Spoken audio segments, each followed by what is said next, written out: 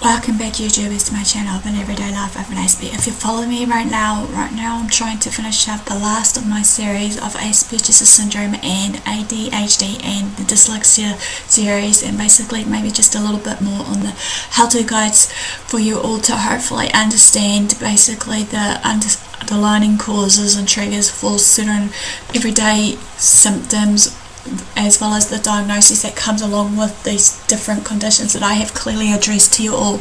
I also basically do some mental health and awareness series versus basically also taking you all on a journey with my life with Asperger's syndrome, OCD and the like, so that you can get to know me as a person outside those face of these diagnoses that I have shared with you all, regardless what they are, and that hopefully that, you know, many people will understand me as a person, because as we know, as I said so many times before, that I can't stress it enough that every person on the autism spectrum scale is obviously different.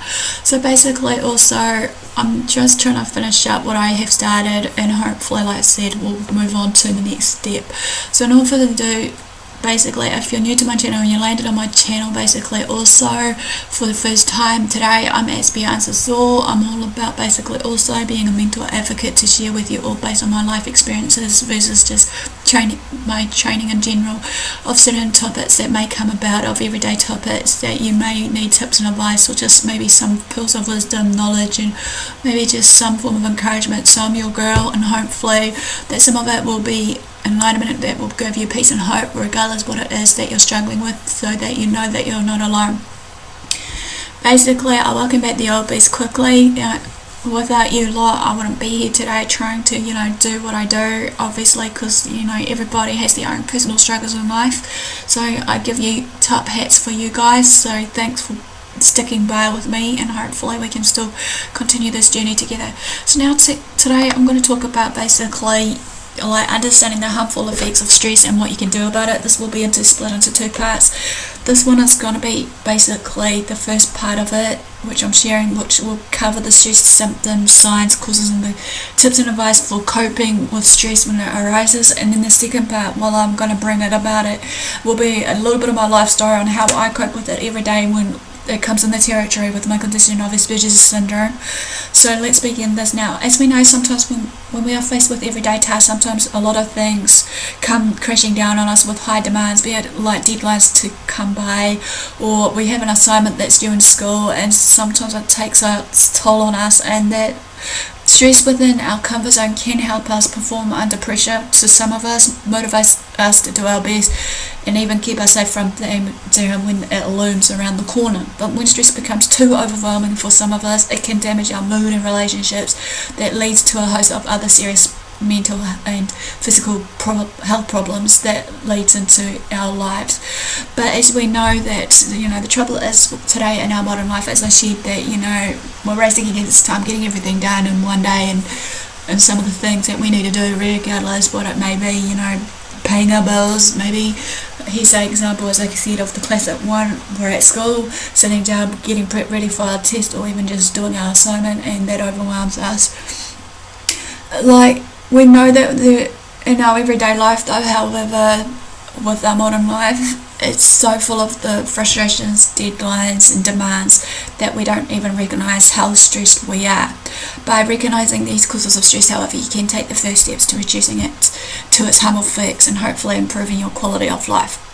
So the question is here, what is stress? How I define stress is basically, from what I've researched, stress is our body way of responding to any kind of demand or threat that comes upon us. When you feel threatened, your nervous system obviously responds to some flood of stress hormones that includes the adrenaline and cortisol. These are the two important hormones, obviously, which obviously arouse the body for emergency reaction, which then does the fight, flight, fright response. Also, our heart will tend to pound fast, and the muscles tightening, blood pressure rises, breath starts to quicken, you're panting in some parts, then your senses will become sharper. These physical changes in the body obviously increases your strength and stamina, speeding up your reaction time and enhances your focus. This is known as I said, the fight or flight response, or even the mobilization stress response, and is your body's way of protecting you from harm's way. When stress is within your comfort zone, it can help you to stay focused, energetic, and alert. However, in an emergency situation, stress can save your life, giving you extra strength to defend yourself. Another example here, or spurring you to slam on the brakes to avoid an accident, is another one that, like when you're driving through traffic and it's getting so busy and you're in peak flow traffic of people coming home or people going to work in the mornings, depending what way. Stress can also help you to rise, meet challenges. Stress is what keeps you on your toes during a presentation at work, school, sharpens your concentration when you're attempting the game-winning free throw, or drives you to study for an exam when you'd rather be wanting to be watching TV.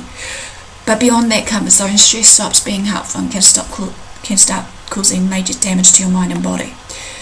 Okay, as I said before, the body stress response, when you need to, or tend to think you need to, defend yourself or run away from danger, your body prepares it for mobilization.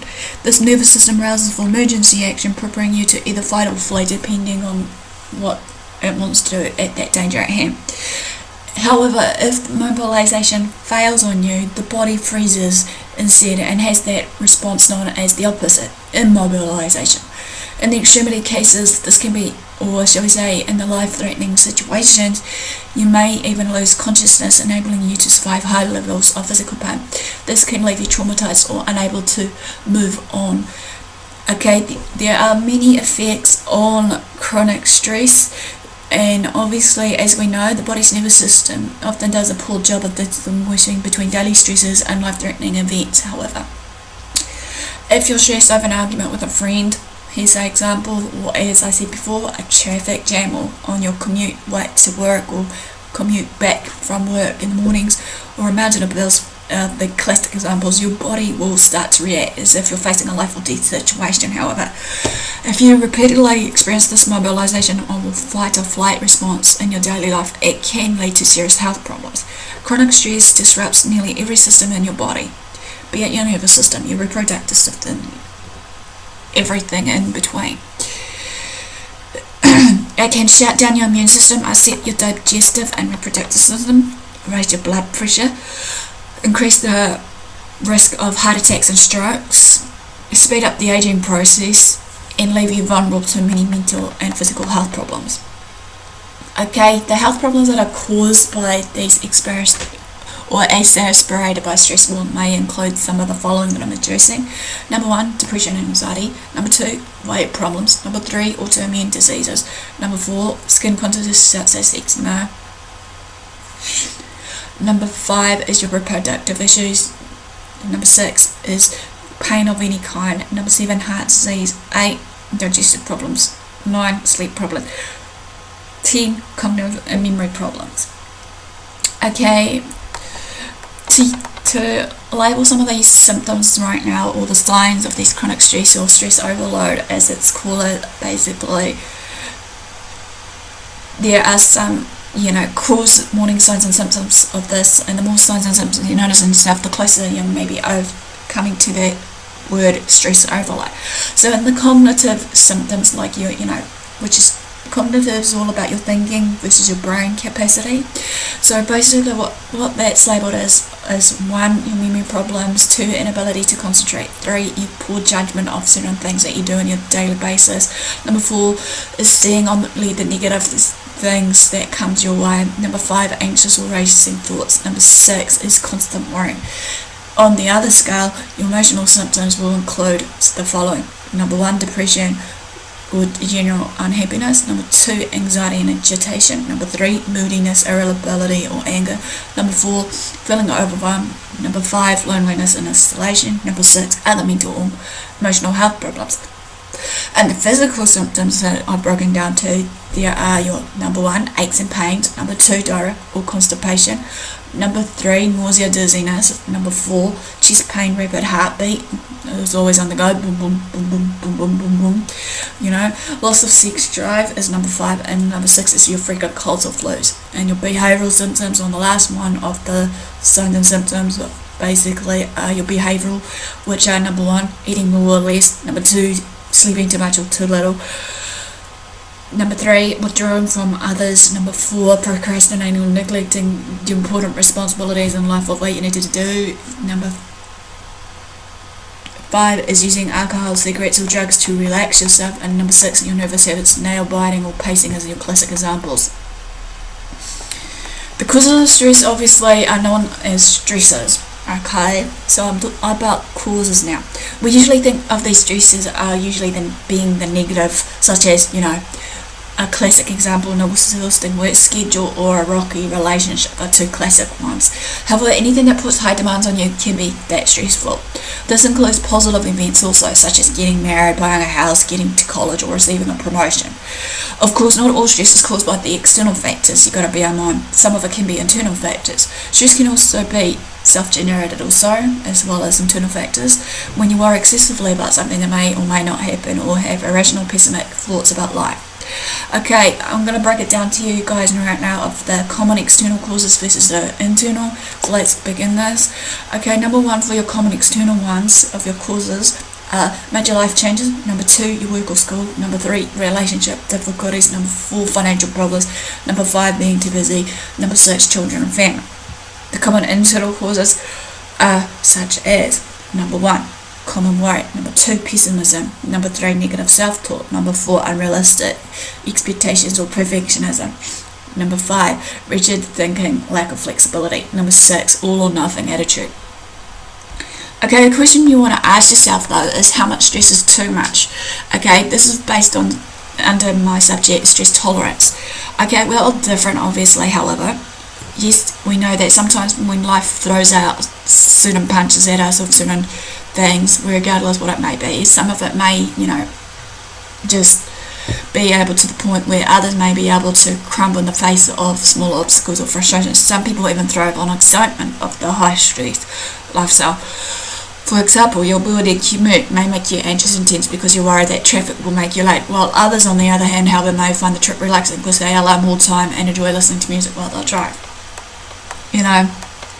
The factors that you need to think about that influences your stress tolerance is your resiliency to stress depends on factors, but there are steps you can take to improve your tolerance and handle more setbacks and challenges without becoming too overwhelmed and by the stress that you're carrying. Okay, number 1 for that factor is your emotional awareness. Okay, under this I suggest many of us are so used to being overloaded with stress that we don't even notice it anymore. Okay, feeling stressed maybe is normal for us, and makes us feel normal, but then awareness of what you're feeling, how you're feeling physically and emotionally can have a profound effect on both your stress tolerance levels and how you go about reducing that stress. Having that emotional awareness to recognize when you're stressed and then being able to calm yourself and soothe yourself in this can increase your tolerance to stress and help you bounce back from the adversity that caused you to be this. It's a skill that can be learned at any age for this emotional awareness. And number 2, the quality of your relationships and support network. As we know, sometimes when we are engaging with social engagement, such as, always being a human being's most involved response to everything, of the life stresses, it has been there, all the time, no brainer. So it's no surprise that people with a strong network of friends and family with whom they're comfortable with sharing their emotions, thoughts and everything that's going on are able to tolerate the stress levels. However, on the flip side, the more lonely and isolated you are, the less opportunity you have for these social engagements with your family, friends and whoever, and the greater your vulnerability to stress will occur. Number 3, physical activity. Yes, I know, many people may think, say what? But regular exercise can lift your mood and serve as a distraction to your worries, of your everyday worries, allowing you to find some quiet time to break out of the cycle of negative thoughts that found in your stress and anxiety. Number 4, your diet. Yes, you got that right. The food you eat can improve or worsen your mood and affect your ability to cope with the life stresses around you. Eating a diet full of processed and convenience food, refined carbohydrates and sugary snacks can worsen symptoms of stress, while eating a diet rich in fresh fruit and vegetables will high quality protein and healthy fats, especially the omega-3 fatty acids, can help you cope with the life's ups and downs. Other factors basically to consider that influence your stress tolerances are number 5 or 6 I'm up to. Bear with me, I've lost track of the count. It's easier to take stress on your stride if you have confidence in your ability to influence events and persevere through challenges. This is why hardship or persistent money worries can be the major stresses for many of us. If you feel like things are out of your control, however, you're likely to have less tolerance for stress. Your attitude and work hopeful Okay, this is number 7, I think, if I'm reading right. Is basically, hopeful people are often more stress hardy. They tend to embrace challenges, have a stronger sense of humour, and accept change as an inevitable part of life for themselves. Last but not least, of your other factors, your knowledge and preparation. The more you know about a stressful situation, including how long it will last and what to expect in it, the easier it may be for you to cope. For example, if you're going to surgery with a realistic picture of what you expect in your post-op, a painful recovery will be less stressful for you and you're expecting to bounce back immediately. So, the tips for coping with stress, okay, I would like to give you are basically, whether you're trying to build your tolerance or stress to cope with these symptoms of your everyday life, you may have much more control over stress than you might think. Many people just have self-doubt in themselves about this, when it comes down to coping with stress. Fortunately, many of us try to deal with stress in many ways that can only compound the problem. We drink too much to unwind at the end of a stressful day, fill up on comfort food, zone out in front of the TV for many hours, or we use pills to relax, lash out on other people. However, there are many healthier and more effective ways to cope with stress and the symptoms. Okay, coping with stress and the symptoms, tip number 1, get moving. This is something you can do right now to help yourself start to feel better. Activities that require moving both your arms and legs are particularly effective at managing stress. Rhythmic exercises such as walking, running, swimming, dancing, and aerobic classes are good choices, especially if you exercise mindfully, focusing your attention on the physical sensations you experience as you move. If you've been traumatized or experienced a mobilized stress response, mindfully exercising this way can help you become unstuck and help you to move on. Okay, tip number 2 is coping with stress and symptoms is engage socially. Obviously, as I said, social interaction is important. Simple act of talking face to face with a member can trigger hormones that releases and relieves the stress when you're feeling uncomfortable, unsure, or unsafe. Even just a brief exchange of kind words or a friendly look from one human being to another can help calm and soothe your nervous system. Being helpful and friendly to others delivers stress-reducing pleasure as well as providing great opportunities to expand your social network.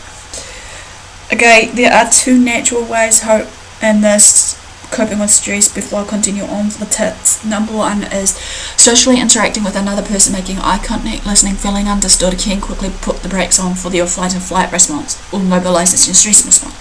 Responding to stress with possible social engagement also means that body functions such as the immune system, blood pressure, heartbeat, and digestion can continue to work uninterrupted and will just continue throughout the day to do its job. Number 2, another fastest way to relieve stress is by engaging one or more of your senses, such as your sight, sound, taste, smell, touch, or movement. This is the key way to find the sensory input that works for you. Does listening to an uplifting song make you feel calmer? Or the smelling of ground coffee, of those aromas really tends to uplift you? Maybe petting an animal works quickly to make you feel centered and down to earth. Everyone responds to sensory input a little differently, again, like with stress. So experience to find what's best for you. Okay, continuing on. Coping with stress and its symptoms, number 3. Set aside some relaxation time.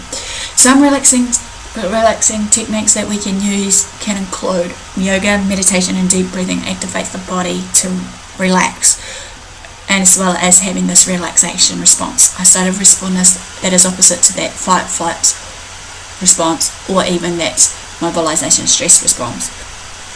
Tip number 4, coping with stress, is eating a healthy diet. Eating a healthy diet isn't about eating the blames foods. Adhering to strict dietary limitations is depriving yourself of the foods you love. But by re-examining your existing diet and experimenting with new ways of eating that promotes mental health, you can find an eating plan that not only helps relieve stress, but also boosts your energy, improves your outlook on life, and stabilizes your mood. Last but not least, for the tips is get plenty of sleep. Feeling tired can increase stress by causing you to think irrationally. At the same time, chronic stress can disrupt your sleep. Whether you're having trouble falling asleep or staying asleep at night, there are plenty of ways to improve sleep so you feel less stressed and more productive, emotionally balanced.